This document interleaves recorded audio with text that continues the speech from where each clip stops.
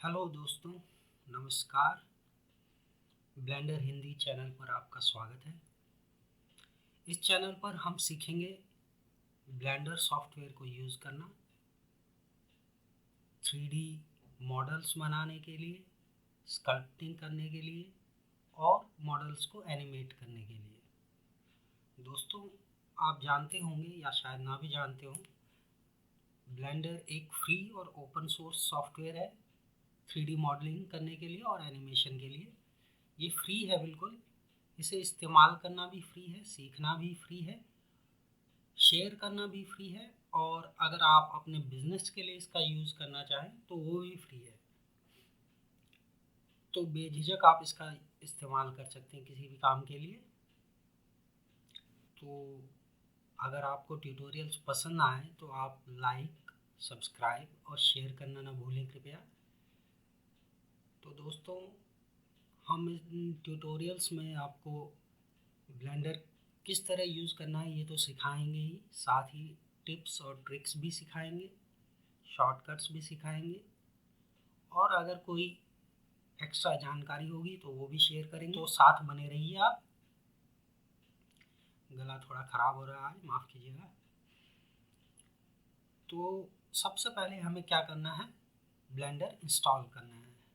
तो blender install करने के लिए आप सिंपली या तो गूगल सर्च कर लीजिए या सीधे blender.org पे चले जाइए। हम यहाँ blender.org पर चले जाते हैं।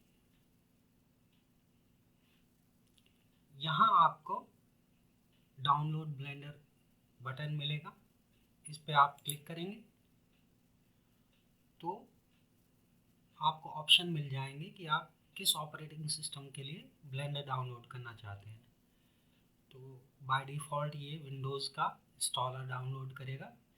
ये ब्लेंडर का लेटेस्ट वर्जन है, ब्लेंडर 3, और इसमें बहुत सारे नए फीचर्स भी ऐड किए गए हैं जो हम सीखेंगे। तो इस वेबसाइट से आप ब्लेंडर को डाउनलोड कर लीजिए।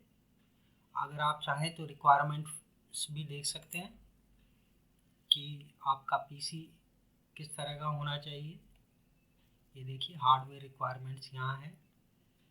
मिनिमम 64 बिट सीपीयू चाहिए, 8 GB रैम चाहिए, फुल HD डिस्प्ले हो और माउस हो।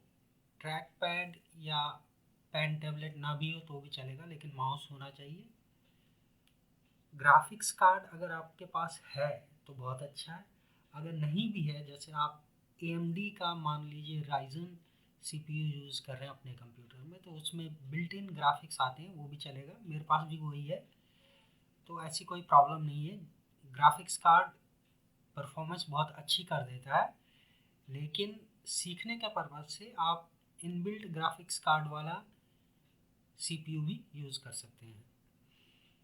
तो आप इसे डाउनलोड कीजिए। उसके बाद इंस्टॉल करने के लिए आपको कुछ नहीं करना है, डिफ़ॉल्ट सेटिंग्स रहने दीजिए। जो जो वो आपको ओके करने के लिए कहता है डायलॉग, आप ओके करते जाइए और डाउनलोड को फिनिश, इंस्टॉलेशन को फिनिश कर दीजिए। जब आपने इंस्टॉलेशन कर लिया तो जब आप ब्लेंडर को खोलेंगे फर्स्ट टाइम तो आपको ये स्क्रीन दिखाई देगी। इस स्क्रीन में आप ये देखेंगे एक स्प्लैश स्क्रीन ऊपर से दिखाई जा रही है। इसको स्प्लैश स्क्रीन कहते हैं, जो स्टार्टिंग में आती है।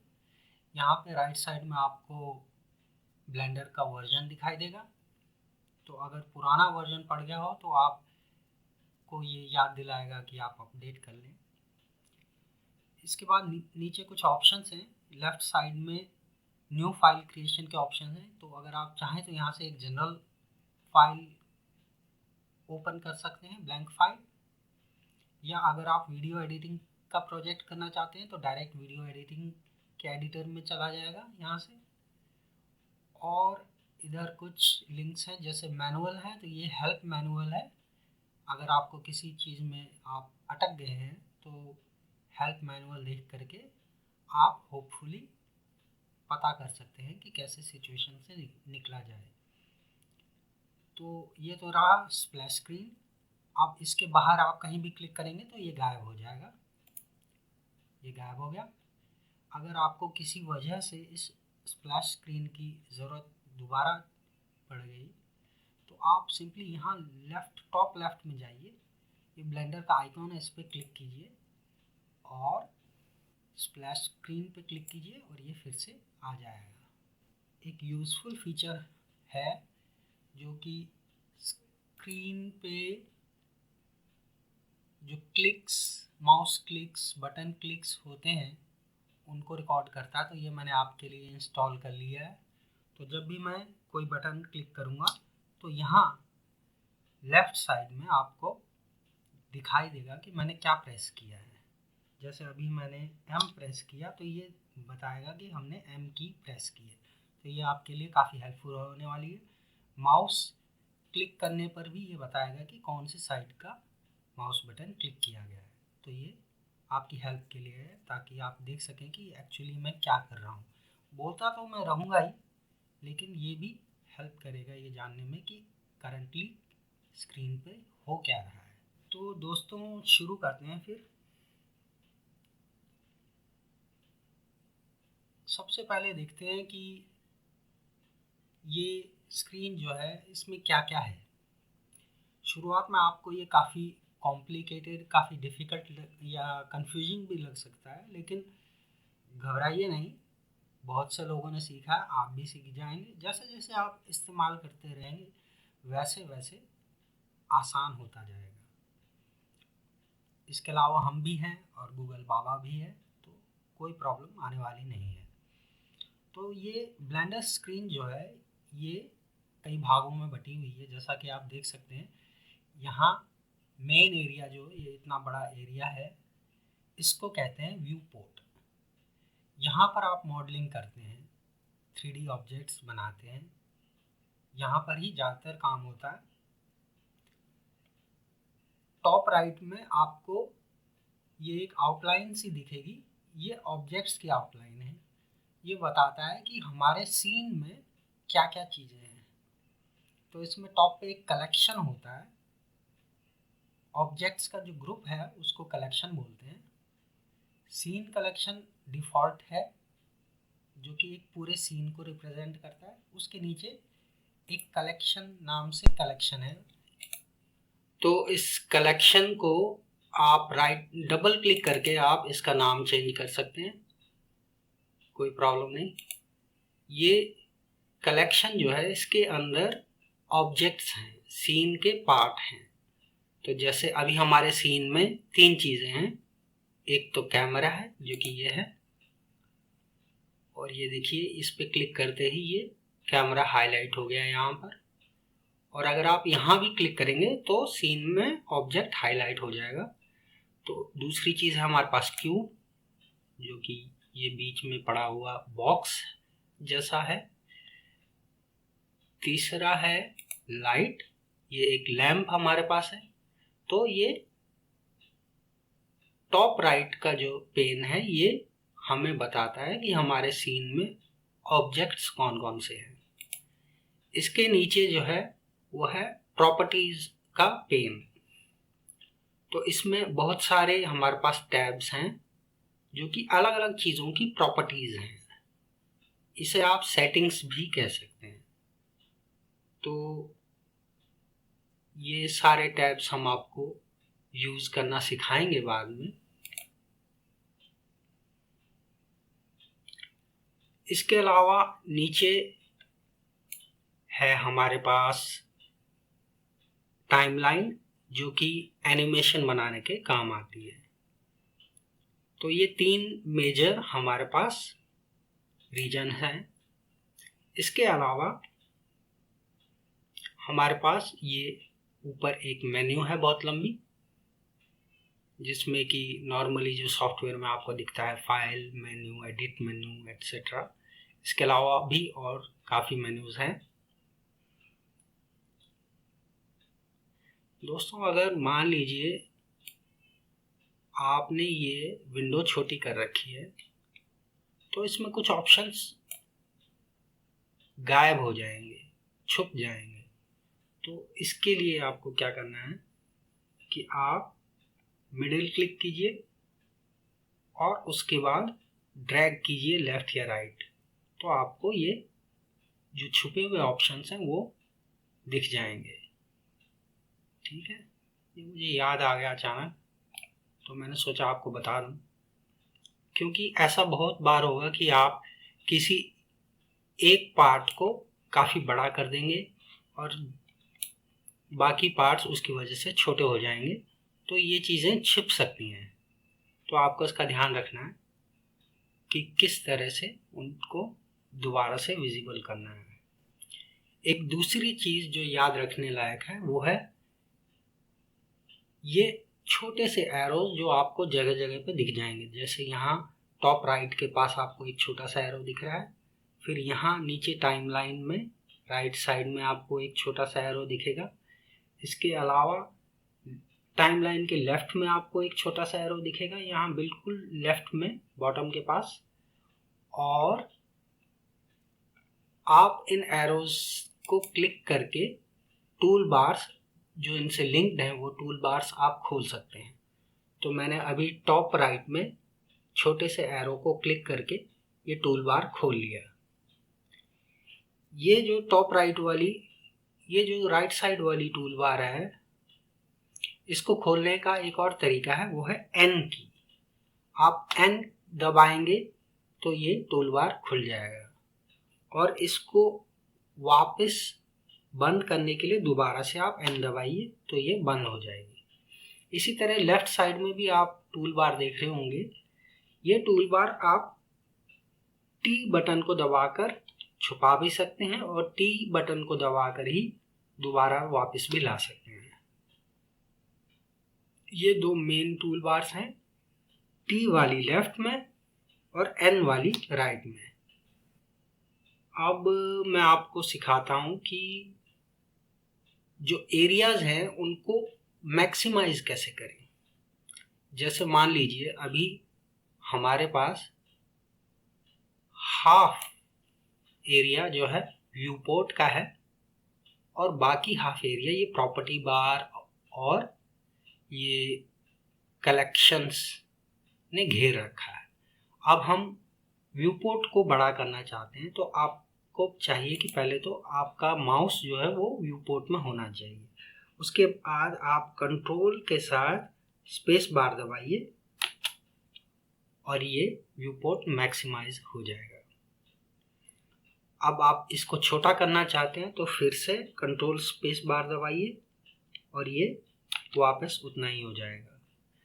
ये सिर्फ व्यू पोर्ट के लिए नहीं और एरियाज के लिए भी लागू होता है। तो आप मान लीजिए कलेक्शंस वाले एरिया में हैं तो कंट्रोल स्पेस बार दबाइए और ये बड़ा हो जाएगा आपका एरिया, फिर कंट्रोल स्पेस बार दबाइए और छोटा हो जाएगा।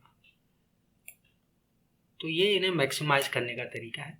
अगर मान लीजिए आप व्यू पोर्ट को फुल स्क्रीन करना चाहते हैं तो आप कंट्रोल के साथ आल्ट की दबाइए और स्पेस बार दबाइए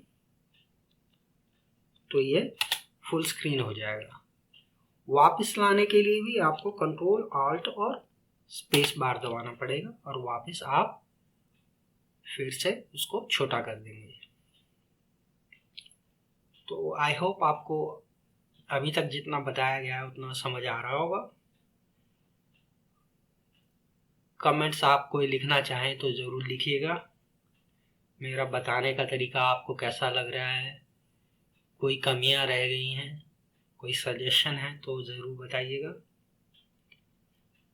अब हम एक बहुत ही यूज़फुल चीज़ सीखेंगे जिसको कहते हैं स्प्लिटिंग विंडोज़। विंडोज़ को डिवाइड कैसे करना है, एक विंडो को 2 या 3 या 4 में कैसे बदलें। तो इसके लिए आप क्या कीजिए, बिल्कुल टॉप राइट पे जाइए, कॉर्नर पे, व्यू पोर्ट के कॉर्नर पे और राइट क्लिक कीजिए। आपको ऑप्शंस मिलेंगे, आप वर्टिकल स्प्लिट करना चाहते हैं या हॉरिजॉन्टल स्प्लिट करना चाहते हैं। वर्टिकल मतलब ऊपर से नीचे, तो एक लेफ्ट में और एक राइट में आपके पास स्क्रीन आ जाएगी। अगर हॉरिजॉन्टल स्प्लिट करेंगे तो एक ऊपर और एक नीचे आपके पास 2 विंडोज आ जाएंगे। तो हम पहले वर्टिकल स्प्लिट करके देखते हैं। इसको क्लिक कीजिए और अब ड्रैग कीजिए और जहाँ पर आप इस लाइन को डालना चाहते हैं वहाँ पर क्लिक कर दीजिए। तो ये 2 स्क्रीन हमारे पास बन गई, जो पहले एक थी अब 2 हो गई। अब आप पूछेंगे कि इसका इस्तेमाल कैसे हो, तो इस्तेमाल ऐसे होता है कि ये एकदम लेफ्ट टॉप में जो कोने में बटन है ये यूज़ किया जाता है एडिटर्स को चेंज करने के लिए। ये आपको हर विंडोज़ में आपको ये बटन मिलेगा, तो इससे आप एडिटर्स को चेंज कर सकते हैं। ब्लेंडर में बहुत तरह के एडिटर्स हैं जो अलग अलग कामों के लिए इस्तेमाल होते हैं। कुछ तो केवल 1-2 तो मॉडलिंग के लिए इस्तेमाल होते हैं, फिर कुछ उनको मटेरियल्स या कलर्स वगैरह देने के लिए इस्तेमाल होते हैं, कुछ एनिमेशन के लिए इस्तेमाल होते हैं। तो बहुत सारे एडिटर्स हैं, तो आप इनमें से कोई एक एडिटर चूज़ कर सकते हैं। जैसे मैं मान लीजिए यहाँ पर चूज़ करता हूँ इमेज एडिटर। तो ये वाली पेन, राइट साइड वाली पेन हमारी इमेज एडिटर में बदल गई है। यहाँ पर अब मैं एक इमेज को ओपन कर सकता हूँ और उसको एडिट कर सकता हूँ। ठीक है। अब दूसरा स्प्लिट का तरीका है हॉरिजॉन्टल स्प्लिट। तो हम फिर से टॉप राइट कॉर्नर पे गए और हमने क्लिक किया, राइट क्लिक किया और हमें ये ऑप्शन मिल गया हॉरिजॉन्टल स्प्लिट का। इस पर क्लिक करेंगे और फिर इस लाइन को ड्रैग करेंगे नीचे। तो आप देखिए ऊपर नीचे 2 विंडोज़ हमारे पास आ गई हैं। फिर से आप लेफ्ट के बटन पर जा करके कोई सा भी एडिटर चूज कर सकते हैं। तो यहाँ पर मान लीजिए हम शेडर एडिटर चूज करते हैं। तो शेडर एडिटर जो कि मटेरियल्स और कलर्स अप्लाई करने के लिए इस्तेमाल किया जाता है, वो नीचे वाले पेन में खुल गया है। तो ये तो हुई स्प्लिट करने की बात।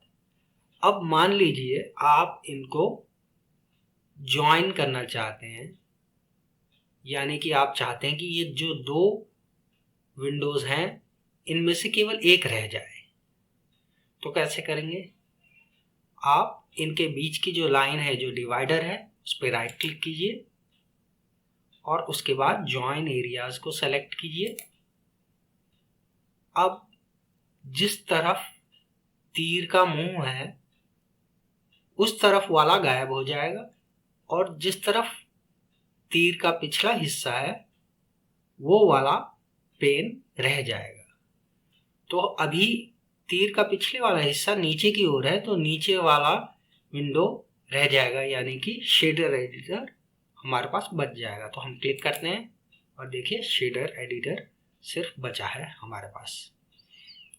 तो ये तो हुआ किस तरह से स्प्लिट विंडोज को ज्वाइन करना है, यानी उनमें से केवल एक रह जाए, ये कैसे करना है ये आपको बता दिया। ऐसे ही आप इन 2 लेफ्ट और राइट पे जो 2 विंडोज हैं इनके बीच में राइट क्लिक कीजिए और फिर से ज्वाइन एरियाज क्लिक कीजिए।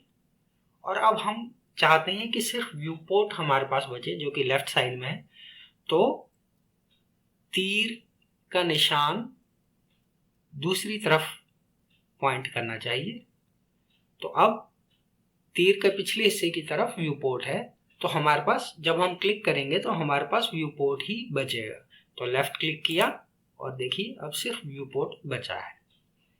तो ये तो हो गया एरिया ज्वाइन करना।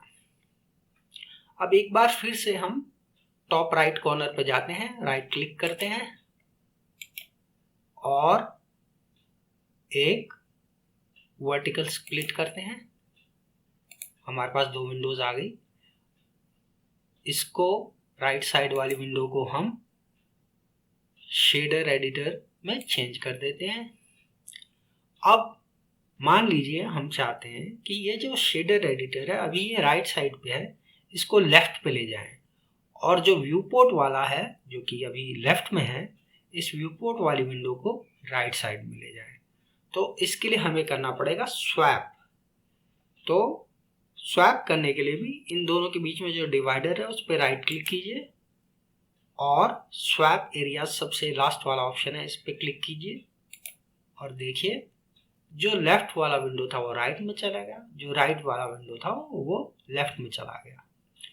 अब फिलहाल के लिए मुझे केवल व्यू पोर्ट ही चाहिए, इसलिए मैं इनको ज्वाइन करूंगा। तो फिर से डिवाइडर पे राइट क्लिक करूंगा, ज्वाइन एरियाज, और एरो के पिछले भाग की तरफ व्यू पोर्ट है तो इसलिए हमें व्यू पोर्ट मिलेगा।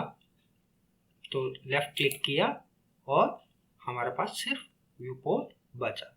तो ये आप याद रखिए कि एरो का पिछला हिस्सा जो है उस तरफ वाला हमारे पास बचेगा जब हम लेफ्ट क्लिक करेंगे। तो ये तो हो गई बात स्वैपिंग की और विंडोज को स्प्लिट करने की और विंडोज को ज्वाइन करने की। अब आगे चलते हैं।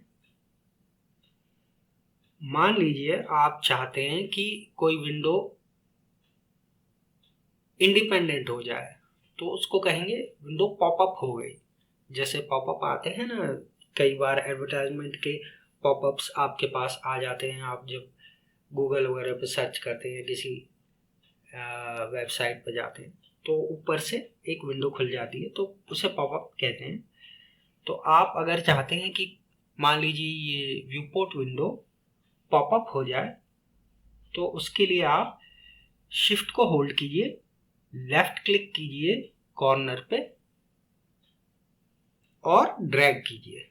तो हम शिफ्ट करते हैं होल्ड, ये राइट कॉर्नर पे गए, लेफ्ट क्लिक किया और ड्रैग किया, और ये देखिए ये हमारी व्यू पोर्ट की विंडो अलग हो गई है। तो अगर आप चाहें तो इसको मिनिमाइज कर लीजिए। आप यहाँ पे पूरी विंडो में किसी और एडिटर में काम कर रहे हो, जैसे शेडर एडिटर में, और पॉपअप की हुई विंडो पे आप कभी कभी काम करना चाहते हैं, तब आप उसको ओपन कर लेते हैं, तो इस काम ये ऑप्शन आता है। इसके अलावा अगर आपके पास एक से ज़्यादा मॉनिटर है तो तब भी ये काफ़ी यूज़फुल है। आप इसको, ये जो पॉपअप विंडो है, इसको ड्रैग करके दूसरे मॉनिटर पे ले जा सकते हैं और दूसरे मॉनिटर पे ये विजिबल होगी, वहाँ आप काम कर सकते हैं। अब थोड़ा प्रॉपर्टीज़ के पेन की बात कर लेते हैं। प्रॉपर्टीज पेन हमारा राइट साइड में है, बॉटम की तरफ है। इस प्रॉपर्टी पेन में बहुत सारे हमारे पास टैब्स हैं। अभी हम मान लीजिए लाइट्स पे क्लिक करते हैं, तो लाइट की प्रॉपर्टी, जो लैंप है, लैंप की प्रॉपर्टीज खुल गई है। अब इसको आप अगर मान लीजिए जूम करना चाहते हैं, मान लीजिए ये टेक्स्ट जो है छोटा छोटा दिख रहा है, आप इसको जूम करना चाहते हैं, तो आप कंट्रोल होल्ड कीजिए, मिडिल क्लिक कीजिए और ड्रैग कीजिए, तो ये आपका टेक्स्ट जूम हो जाएगा। ये देखिए ये टेक्स्ट बड़ा होता जा रहा है। तो आपको अगर देखने में कठिनाई हो रही हो तो आप इसको बड़ा कर सकते हैं, कंट्रोल होल्ड करके मिडिल क्लिक करके ड्रैग कीजिए। इसके अलावा आपको यहाँ पर ये डॉटेड लाइंस दो दिख रही होंगी, इसका इस्तेमाल होता है इन ऑप्शंस को रीऑर्डर करने के लिए। मान लीजिए ऊपर वाले जो ऑप्शंस हैं वो आपके लिए इम्पोर्टेंट नहीं हैं और नीचे वाले ज़्यादा इम्पोर्टेंट है, आप उनका इस्तेमाल ज़्यादा करते हैं, तो आप ऊपर वालों को नीचे और नीचे वालों को ऊपर ले जा सकते हैं इन डॉटेड लाइंस को ड्रैग करके। तो इस पर क्लिक कीजिए और नीचे ड्रैग कीजिए, तो ये ऑप्शन प्रीव्यू वाला नीचे चला गया। इसको आप ऊपर ले जाना चाहते हैं तो फिर से क्लिक करके ड्रैग कीजिए और ऊपर ले जाइए, तो ये फिर से ऊपर आ जाएगा। तो इस तरह से आप डिफरेंट प्रॉपर्टीज को रीऑर्डर कर सकते हैं।